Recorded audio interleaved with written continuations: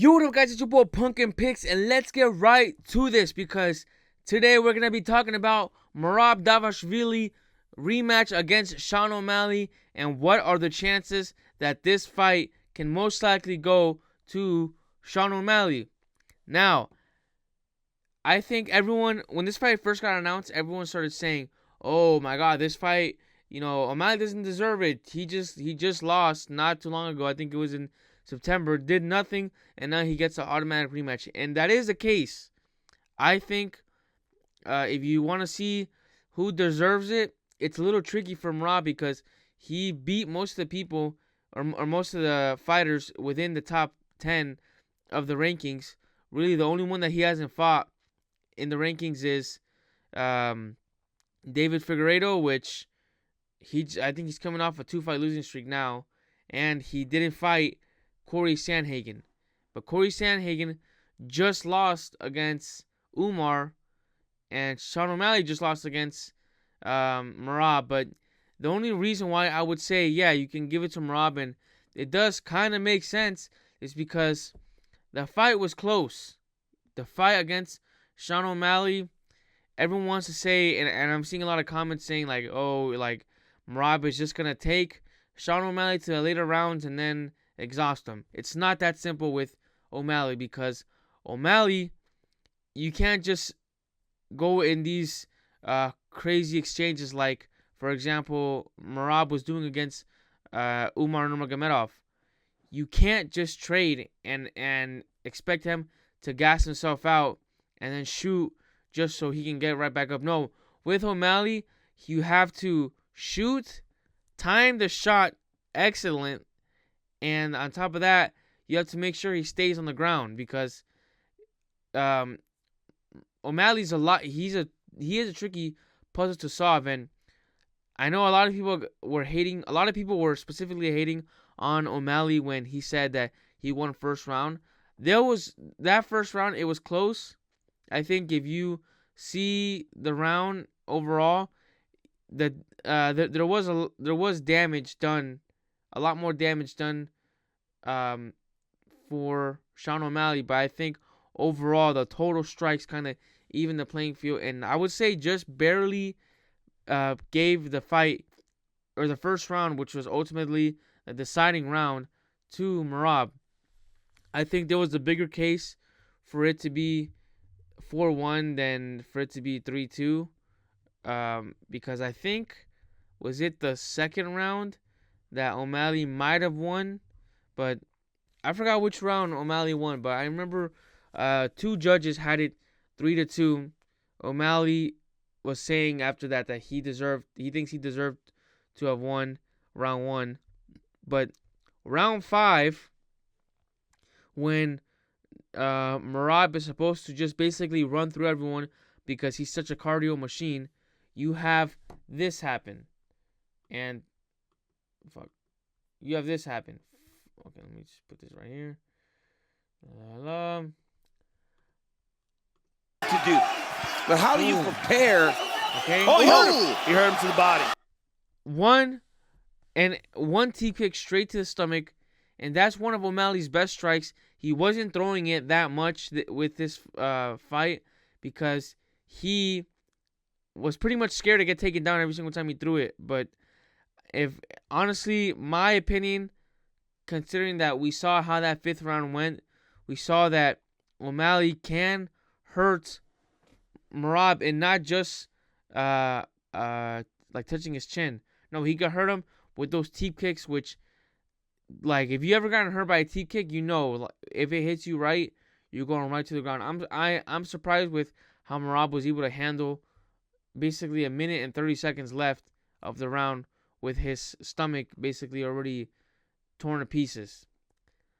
Merab, this is not a simple fight. Merab, I think he has to fight similarly to how he was fighting in the first round, and Sean O'Malley, who, as much as people want to talk shit about the way he comes off, he's a smart fighter, and I think he's someone that can really acknowledge his mistakes. I don't think that he's gonna improve his takedown defense. Because I mean, everyone's saying, oh, he's been working on his wrestling these past 6 months or 7 months. That he hasn't fought. Dude, this dude trains every single day. Like his wrestling isn't gonna make. That's what really annoys me when I start hearing people talk about these like big improvements that some fighters made after they lost. No, they train wrestling every day. They train jujitsu. They train striking every single day.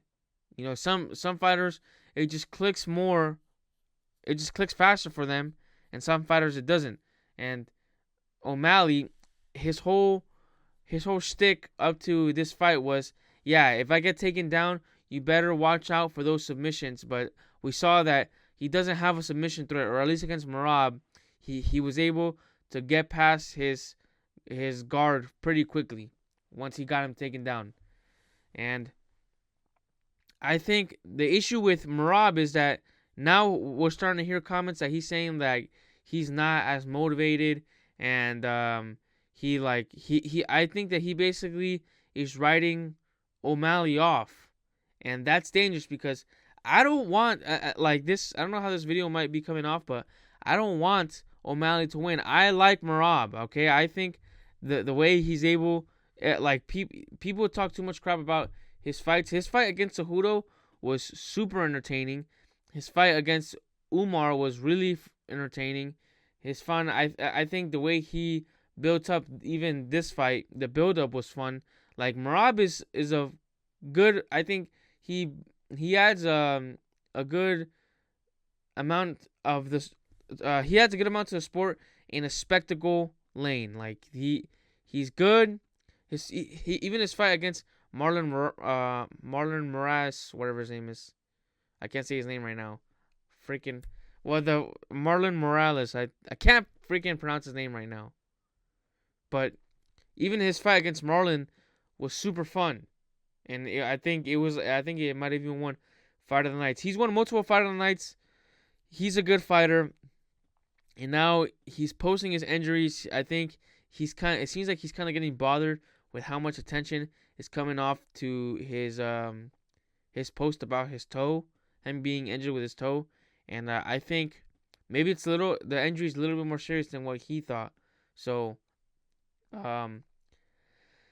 Merab has to fight exactly how he fought last time, and he has to be even better because he barely won that fight. I think there was an argument for it to be 4-1, but there was also a strong argument for it to be 3-2, and there was for that being 3-2, round number 1 would have been the swinging round, and that round was very, very close in my opinion. So that's basically where I stand. Do I have Sean O'Malley winning? I don't know. I think honestly, for some reason, it seems like the stars align for some specific people, and once we start unanimously saying someone is the GOAT of their division, that's when it seems like they start to fall. And we're at that point with Merab. He took Umar's O, and I think everyone was like, okay, that's it. Like, he's going to run this division for years. But he's an older fighter. I think he's like 34 years old now. He's 34, approaching that magical 35 age, which is the age that it seems to be the fighter cutoff age. And Sean O'Malley, 31 years old, is supposedly, if it's true that he was coming off an injury that last fight, then you would only expect him to be better in this fight. So now that's the question. Is Sean O'Malley going to be significantly better? Because if he is significantly better, then that is basically enough to beat Merab, because he didn't lose by much. So that's my opinion. If you're going to ask me right now, who do I have winning? I'm going to say Sean O'Malley by knockout. Second round knockout. And yeah, we will see the end of the Merab train, because I don't think they're going to give him an immediate rematch, because the UFC would have known that basically they got away with one and they got what they were looking for in the original fight, and why even continue with this? Anyways, guys, tell me what you think. Maybe I'm an idiot, I don't know. Comment, like, subscribe, If you guys want to see more videos, more short videos, follow me on TikTok, Pumpkin Picks. Ow!